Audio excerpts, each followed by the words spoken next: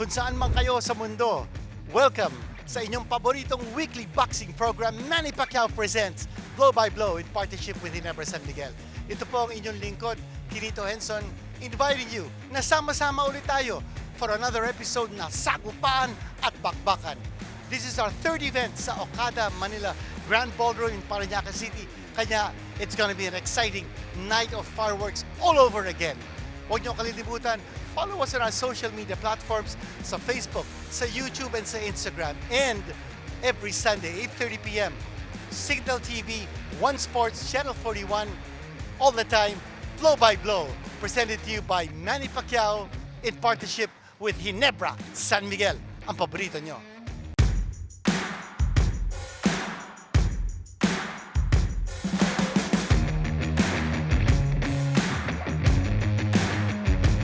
Sikap lang siguro din. Sa ibabaw na lang rin siguro makikita. Pinagdasal ko sa sana manalo ako. Ginawa namin ni coach na training, na hard training, mga focus namin lahat sa gym. Yun, masaya mapakita lang namin. Tuloy-tuloy po ang aksyon dito sa Manny Pacquiao presents Blow by Blow in partnership with Ginebra San Miguel. Ng ganda ng ating scenic view of Metro Manila, bordering Manila, Pasay, and Parañaque. At nandito po tayo sa loob ng Okada, Manila Grand Ballroom in Parañaque City for another edition of Manny Pacquiao presents Blow by Blow in partnership with Ginebra San Miguel. Aba, ito, meron pa tayong mga drinks available sa mga nanonood sa atin. At yung mga nakakasama natin sa Okada, Manila Grand Ballroom, of course, Ginebra San Miguel, always at your service. The best yan. Mga kasama natin, mga kaibigan natin, and boxing fans of all ages, enjoying the action. 6-rounder po ang susunod na laban. And this is 1 pound over the lightweight limit of 135. Ken Danila, na wala pa pong talo yan. 3 wins, 3 knockouts, all knockouts coming in the first round. Grabe naman. At ang kalaban niya si Sherwin Lombres. Makikita po natin ang ating tail of the tape. 20 years old po si Danila at napagit natin yung kanyang pristine record. At si Sherwin Lombres po, 3 wins with 1 knockout and 1 loss. Take a look at their physical traits. Just 1 inch reach advantage for Lombres and 1 inch height advantage also for Lombres in this exciting 6-rounder. Ito na po ang ating ring announcer, Bobby Mandahar, for the official intros. Ladies and gentlemen, introducing the fighter coming into the ring, Sherwin Lombres.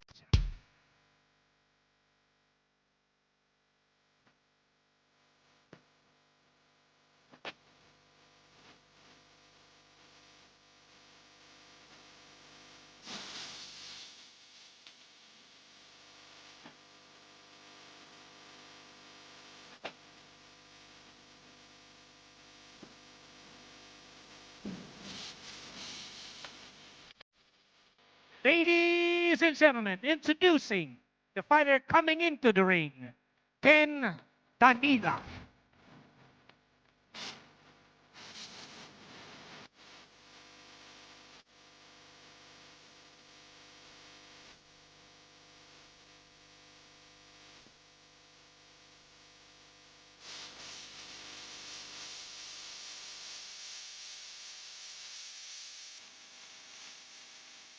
Ladies and gentlemen, Manny Pacquiao presents Blow by Blow here in Okada, Manila Hotel and Casino, Parañaque City, in partnership with Ginebra San Miguel.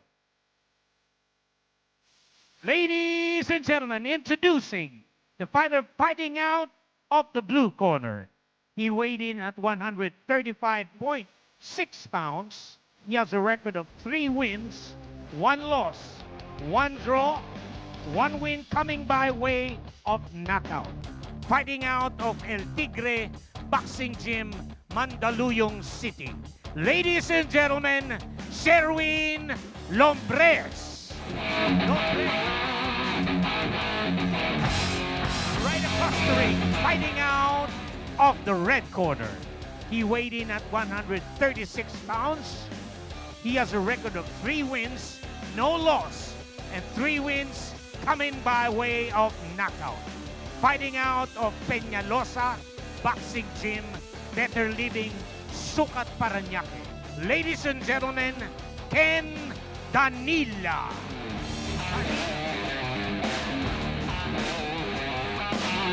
Judges at ringside, Danilo Lopez, Antonio Comia, Engineer Greg Ortega. A third man in the ring, referee Carlo Baluyon. This will be 6 rounds of professional boxing.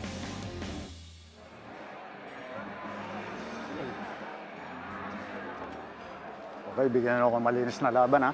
Protektan na yung sarili sa lahat ng oras, ha? Okay, touch globe.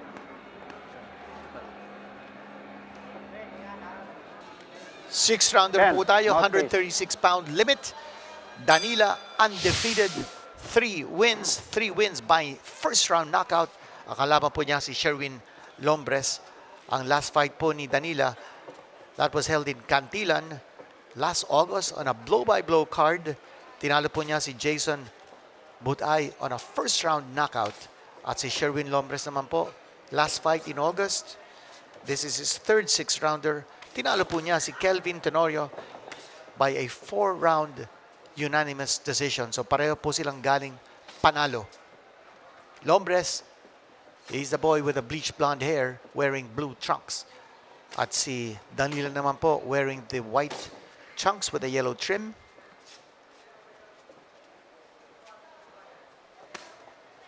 Again, panuuri natin si Ken Danila. He is the big puncher.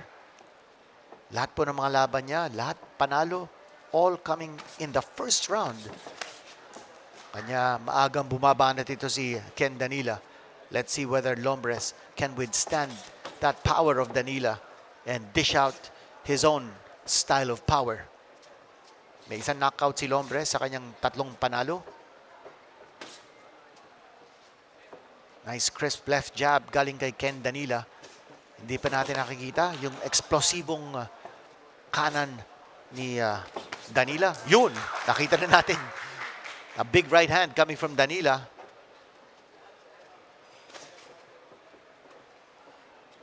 Lombres showing a lot of respect for the power ni Danila.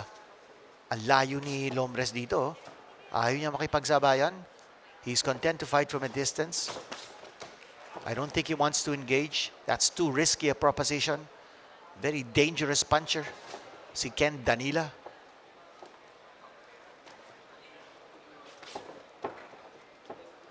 A very quiet atmosphere dito po sa Okada as the fans expecting an explosion at any second. Less than a minute to go here in round number 1. And if this action progresses the way it is, si Danila will be fighting in his first second rounder in his professional career. Uy, tumama doon yung tira ni Lombres as Danila was coming in. So good job here by Lombres keeping Danila at bay. Halos patapos na ang first round.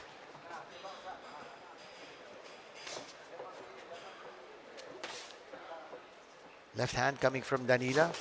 Nabanggit na natin, this is the third 6-rounder ni Lombres. 10 seconds. And for Danila, this is his first on his second blow-by-blow appearance. Ito, bumanat si Danila. Time. Not enough time to finish off his opponent, Lombres.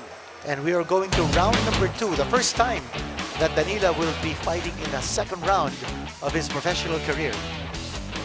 Yan po si Lombres at si Danila.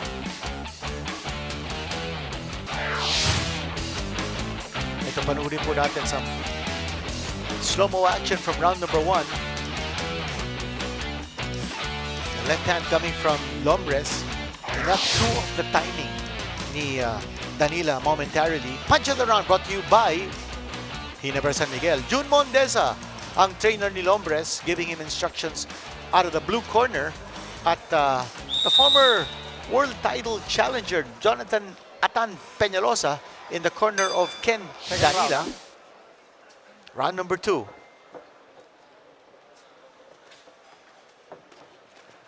Inihintay natin dito yung pagputok ng kanyon ni Ken Danila. But Lombres doing a good job of staying away from harm's way. Oh, that's a shot. And that's a power of Danila. Bagsak si Lombres. One shot. Lombres is still 6, on the seat of his pants. He's 7, going to get up. 8. Okay He ka lang. takes Taas the kamay, taas mandatory kamay. 8 count from referee Carlo Paluyot. So a knockdown has been scored. The power shot coming from Ken Danila. And he goes down once more. And that 3, is the second knockdown 5. scored by 6, Ken Danila. I'm not 7, sure whether Lombres 8, can taas kamay. withstand this kind of punishment. Okay, He go. holds his gloves up. Dalawang beses na po siya bumagsak. No 3 knockdown rule in effect. Danila. He's coming in. He wants to finish off Lombres. Ang lakas ni Danila for a fighter fighting out of the lightweight division. That's a shot to the liver by Danila. Paiwas-iwas na lang si Lombres. He's looking to survive.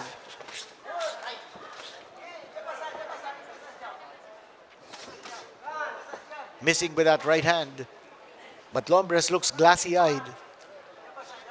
But Danila is being very patient. Hindi siya nagmamadali dito. He's waiting for the knockout to come to him. Hinihintay niya yung pagkakataon to take out Lombres, but Lombres is still in it. 2 knockdowns already scored by Danila in this round. Right hand scored by Lombres in retaliation. About a minute left here in round number 2.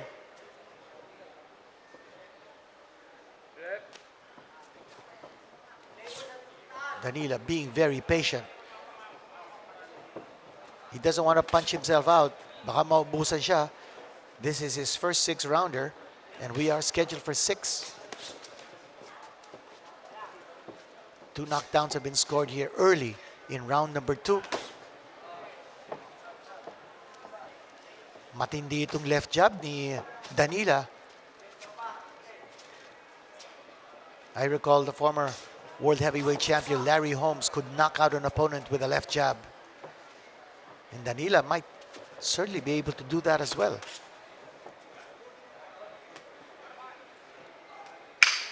Ten seconds. Paubos na dito ang round number 2. 10 seconds, huh? And Lombres will escape. And there will be a round number 3 in this fight. Time!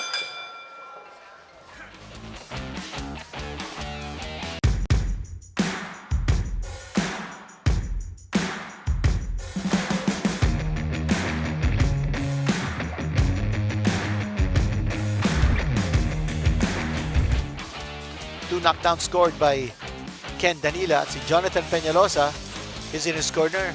We described him as a one-time world title challenger. That was back in the day when he fought for the WBC Flyweight Championship against a Korean. Ito po nangyari. There's going to be the first knockdown scored. Na off-balance doon si Lombres, but that was a left hand, a very stiff left hand coming from an uppercut. Bagsak po si Lombres. That was a punch of the round brought to you by Ginebra San Miguel. At si Lombres went down a second time in that same round. But Danila being very patient. Hindi siya nagmadali. Ito po ang ating mga kaboksig sa Okada. Standing room only tayo rito. Seconds out. Okay, third round, huh? Here's round number 3, scheduled for 6.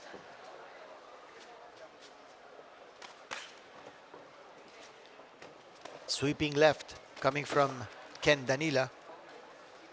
Lombres trying to stay away.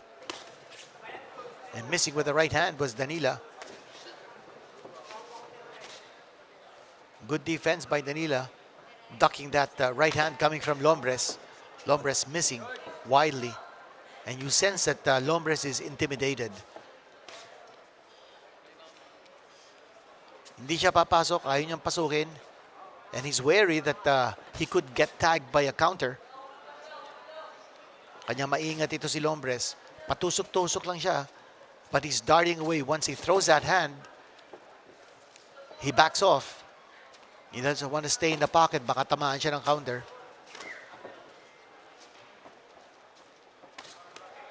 Danila taking his time.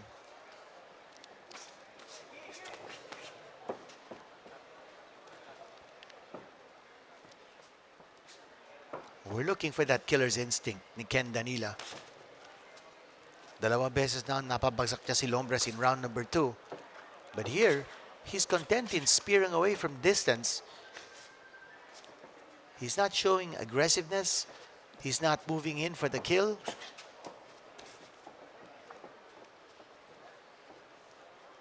And Lombres trying to throw that left jab. Same thing with Ken Danila. Danila just looking to land that right hand. Naghahanap siya ng opening.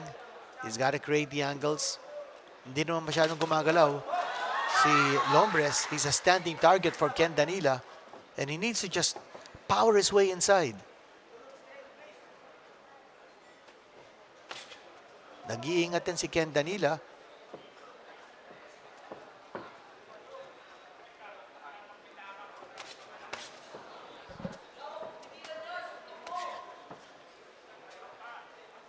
You know, I'm surprised that Danila isn't moving forward and putting pressure on Lombres. Fighting from a distance, throwing that left jab. And as a result, si Lombres, nakakasuntok din. He's been able to throw some shots. Danila.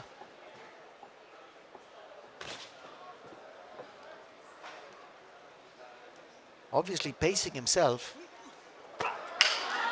One hand, 10 seconds. one shot coming from Danila. But Lombres was able to withstand that. A big right hand once more coming from Danila. But Lombres escapes once more. And we are entering round number 4. And we're wondering, kung anong fight strategy ni Ken Danila? Is he looking to bring down Lombres with just one punch? He's not setting up that right hand. That's the big punch. That's a big hand ni Ken Danila. But he needs to set it up with a left jab. Fighting from a distance. He's not pressuring. He's not pushing Lombres into a corner. He's not pushing him against the ropes. And for Ken Danila, we're just wondering, na paano yung kanyang aggressiveness? Hindi natin nakikita yung pressure na dapat ipakita niya against Sherwin Lombres. But looks like he's ripe for the taking kasi dalawang beses siyang bumagsak sa round number 2. But here's round number 4 now. Tingnan natin kung there will be some fire now behind the attack ni Ken Danila. There's a left hand, but where is the right? Tumataas ang kumpiyansa dito ni Lombres because, you know, he's seeing that Danila is not pressuring him. Oh, naghihintay si Danila. It looks like he's looking to counter.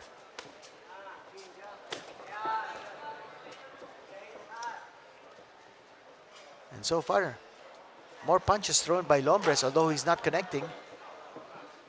But we're waiting for that right hand to land. Yun, he just missed with that right hand. Si Ken Danila.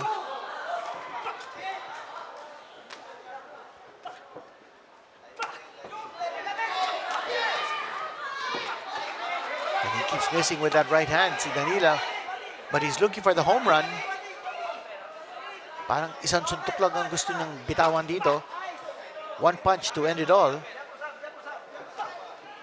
Pero madalas din si Lombres eh. At alam niya that the power of Ken Danila is in that right hand. So iniiwasan niya. There's a left jab coming from Danila. Pero walang follow-up. That left jab has to come in combination with the right. Double left jab from Danila. No right hand so far. Then when he throws that left hand, the right hand, malayo na si Lombres.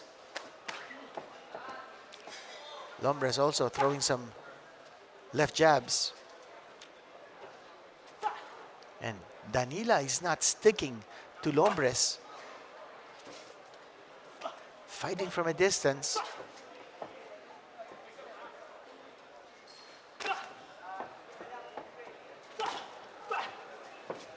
Some power behind that left jab ni Danila.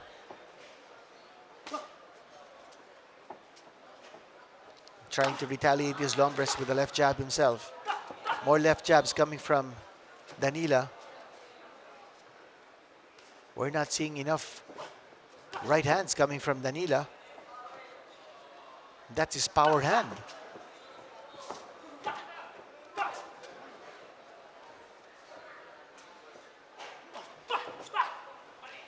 Missing with the right hand is Danila.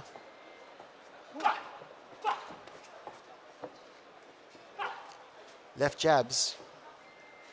And Danila is grunting when he throws that left jab.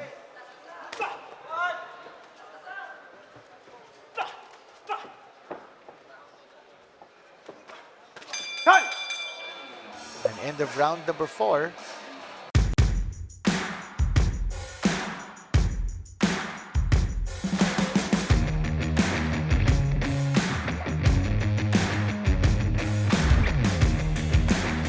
We are scheduled for 6, and we're moving into round number 5.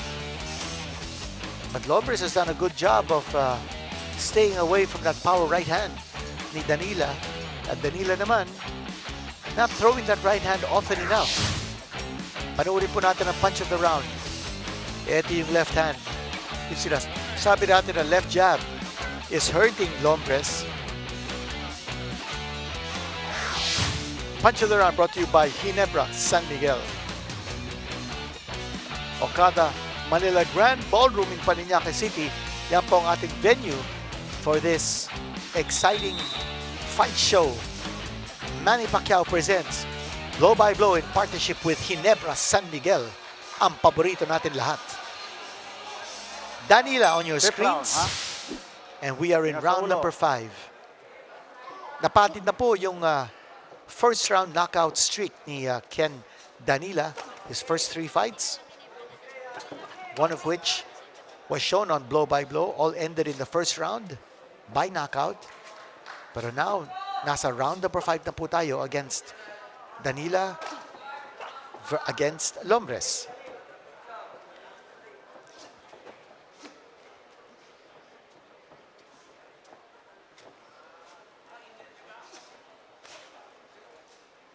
Two knockdowns were scored by Danila in round number 2, but hindi na nasundan. And Danila might be using this as a workout para sa kanya. He's not pressuring. He's not seriously attacking the defense ni Lombres. Throwing that left jab. Pero walang kana, no? Bihirang-bihirang binibitawan niya yung kanyang kanan. Si Danila. And you know he's got the power.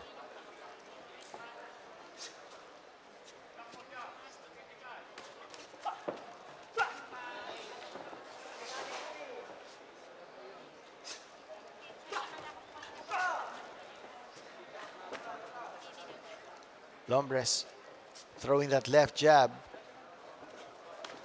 and then missing with the right. Hindi niya din matamaan ng solid si Danila. Danila's arms are raised up high. So hindi siya tinatamaan ng mga suntok ni Lombres. Now he comes a little bit closer. Pero walang pressure. He's not putting his chest or his head on the chest of Lombres. Left hand coming from Danila.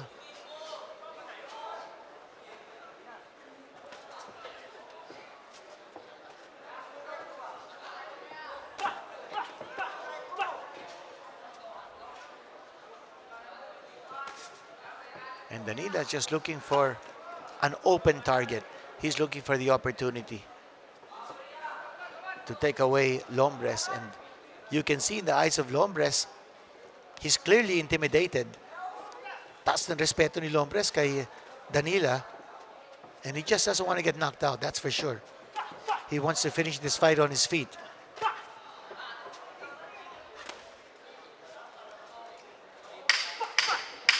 Ten seconds. It's been all Danila here in this round, as in the previous rounds. 10. Lombres hasn't scored a single round in this fight. And when he went down twice in round number 2, that was a 10-7 round para kay Danila. Now we're moving into round number 6. Last round na po tayo rito. Punch of the round, panuuri po natin. The left jab scored by Danila.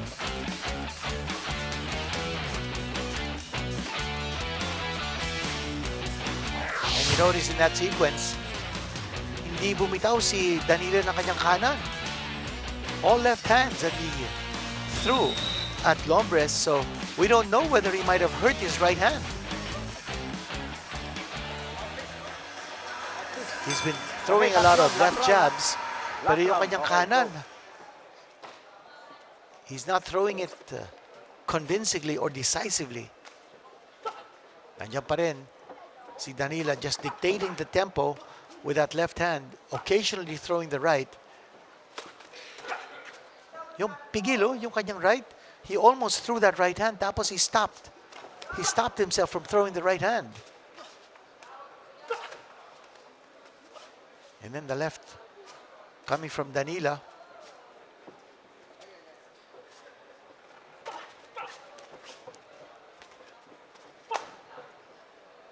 More left hands coming from Ken Danila.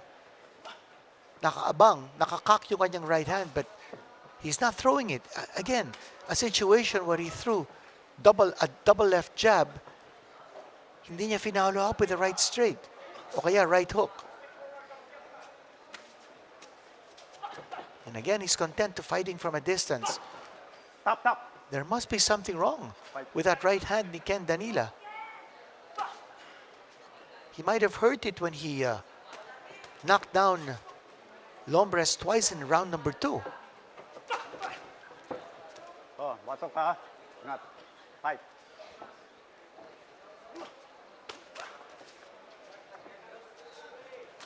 Just token resistance coming from Lombres, as Danila clearly dictating the action from the very start of this fight. But it looks like this will go the distance.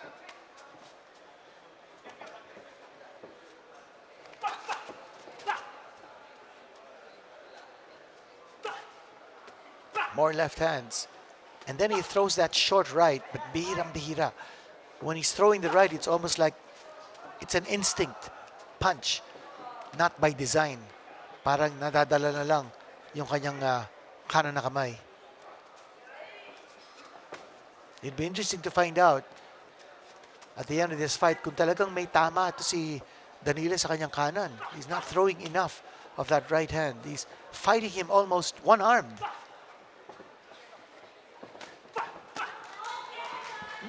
Oh, bihirang-bihira. Oh. Nandiyo na siya. Puro kaliwa ang binibigay dito ni Ken Danila. And this is so unlike him because his power hand is that right. Ito, oh. Hindi niya binibitawan yung kanyang kanan. Wow, but what a way to dominate this fight with just one arm. 10 seconds, ha?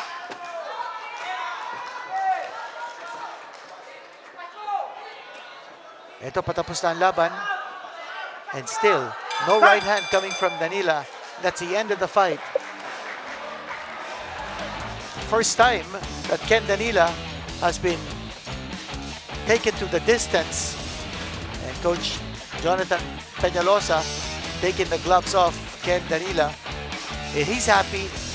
There's smiles in the corner of Ken Danila. Alam nila na ipanalo nila yung laban. No doubt about it. No problem. Oh, we just have confirmation that wala naman po tama yung kanyang kanan. Maybe he just wanted a workout, but it's very strange. Ang dami niyang pagkakataon na bumitaw ng kanan pero hindi siya nagbitaw. Halos one-arm fighter si Ken Danila.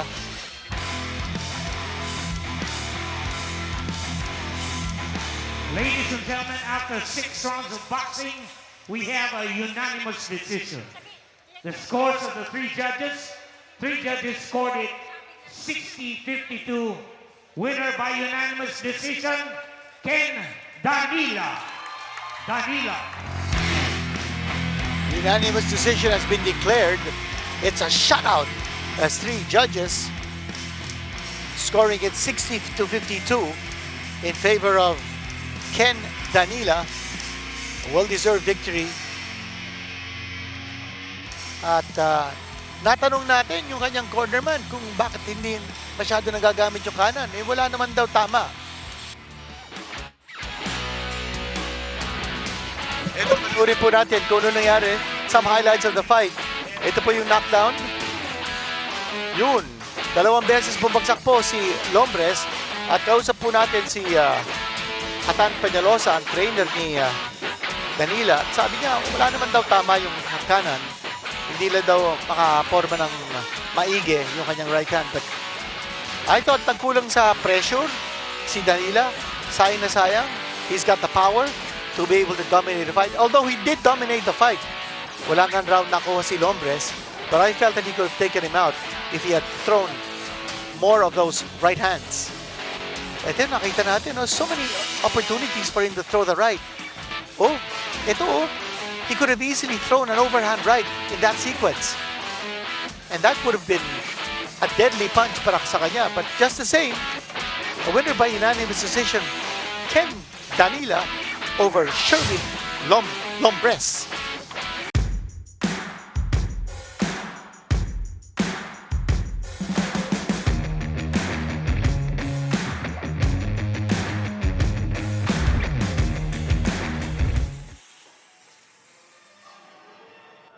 Training namin doon, okay lang naman kasi madami din kami doon eh. Tulong-tulungan din kami pag may laban eh. Mga kasama ko doon. Ladies and gentlemen, introducing the fighter coming into the ring, Ken Danila. Siguro yung training na dinagdag ko, mga ano lang siguro. Sa conditioning, pero di ko binago yung conditioning ko, ganun pa din. Dinagdagan ko lang. Tsaka yung jogging araw-araw talaga. Sprinting. Sikap lang siguro din. Sa ibabaw na lang ng ring siguro makikita. Yung nagdasal ko sa na sana manalo ako sa laban na to. Shoutout ko yung yung mga kasama ko sa Peñalosa Boxing Gym. Tsaka yung Titans Gym, sinashoutout ko. Sa Coach Noel. Tsaka yung pamilya ko sa sa Mindanao. Malawak yung experience ko sa boxing. Hard training, lahat, mga focus flats training. Mapakita ko lang yung ginawa namin ni coach na training, na hard training, mga focus namin lahat sa gym. Yun, basta mapakita lang namin. Okay na po yun. Ladies and gentlemen, introducing the fighter coming into the ring, Sherwin Lombres. Kung ano po rin maging isa sa pinakamagaling din dito sa Pilipinas, maging hangaan din ng mga bata na gusto rin mag-boxing. Shoutout nga pala sa mga pinsan ko dyan sa Aklan, sa Malinaw, sa Banga. Shoutout sa mga tatay ko dyan, sa mga kapatid ko, sa mga pinsan ko po.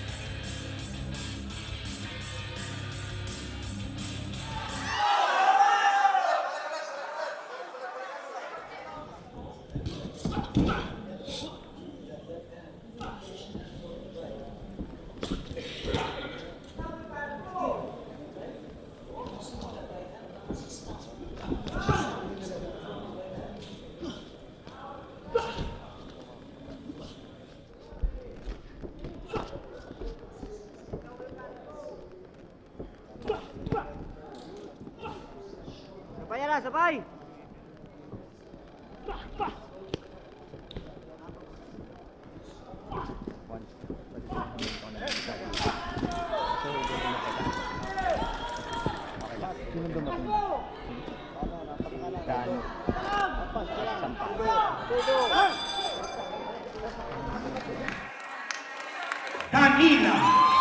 Danila.